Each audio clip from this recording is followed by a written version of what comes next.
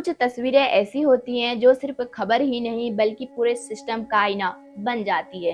जरा सोचिए, अगर कोई युवा पीएचडी कर चुका हो, रिसर्च कर चुका हो, उम्र का सबसे सुनहरा समय किताबों में झोंक चुका हो, लेकिन सरकारी नौकरी की तलाश में उसे 12वीं पास योग्यता वाली भर्ती की लाइन में खड़ा होना पड़े, तो आखिर उसके मन में क्या चल रहा होगा?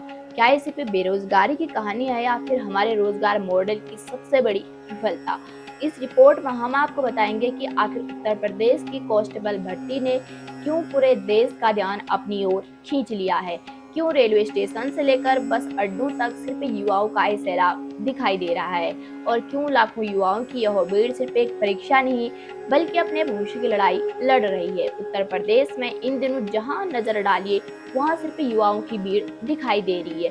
वो चाहे रेलवे स्टेशन हो, बस अड्डा हो या फिर हवाई, हर तरफ बैग टांगे हाथों में एडमिट कार्ड लिए युवा दौड़ते नजर आ रहे हैं। वजह है यूपी पुलिस कांस्टेबल भर्ती परीक्षा। यह परीक्षा 32,689 पदों के लिए आयोजित की जा रही है, लेकिन आवेदन करने वालों की संख्या 29 लाख से ज्यादा है, यानी एक पद के लिए करीब 89 उम्मीदवार मैदान में हैं।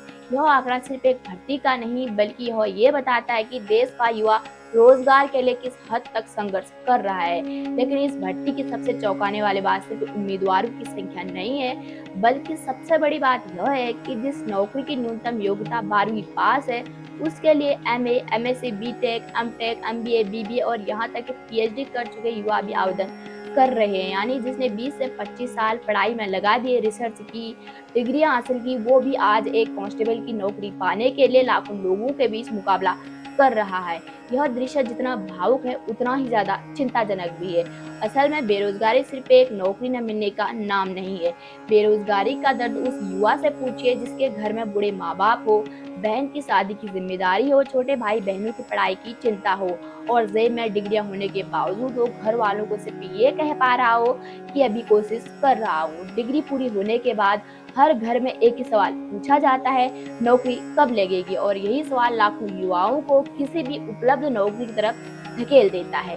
उत्तर प्रदेश और बिहार जैसे राज्यों में सरकारी नौकरी का आकर्षण भी इसकी एक बड़ी वजह है। बचपन से ही बच्चों को बताया जाता है कि हर राज्य में सरकारी नौकरी सबसे सुरक्षित नौकरी है। समाज में सम्मान, नौकरी की स्थिरता और भविष्य की सुरक्षा की वजह से सरकारी नौकरी आज भी भारत के युवाओं की पहली पसंद बनी हुई है। दूसरी तरफ निजी क्षेत्र में नौकरी की अनिश्चितता, कम वेतन और लगातार बढ़ती प्रतिस्पर्धा भी युवाओं को सरकारी नौकरी की तरफ खींचता है।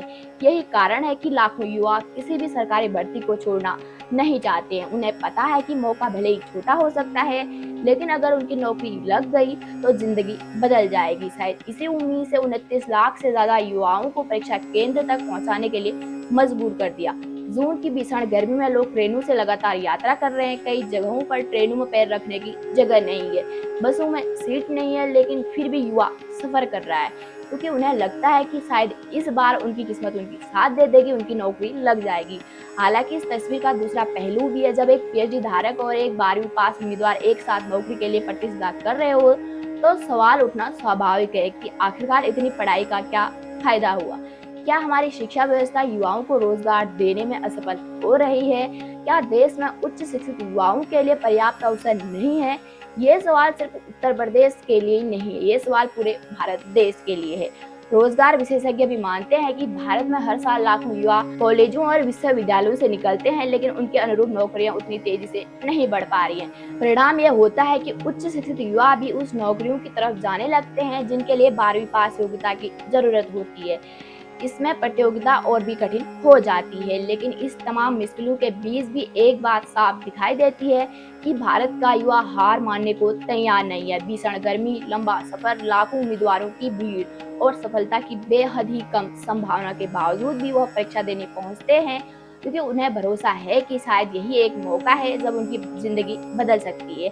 अब सवाल यह है कि क्या सिर्फ भर्तियां निकाल देने से ही समाधान है, या फिर देश को ऐसी नीतियों की जरूरत है जो उच्च शिक्षित युवाओं के लिए भी बड़े पैमाने पर रोजगार के अवसर पैदा कर सके? क्योंकि अगर पीएचडी करने वाला युवा 12वीं पास वाले नौकरी के लिए लाइन में खड़ा है, तो यह सिर्फ एक कहानी नहीं है बल्कि पूरे रोजगार तंत्र पर एक बहुत ही बड़ा सवाल है।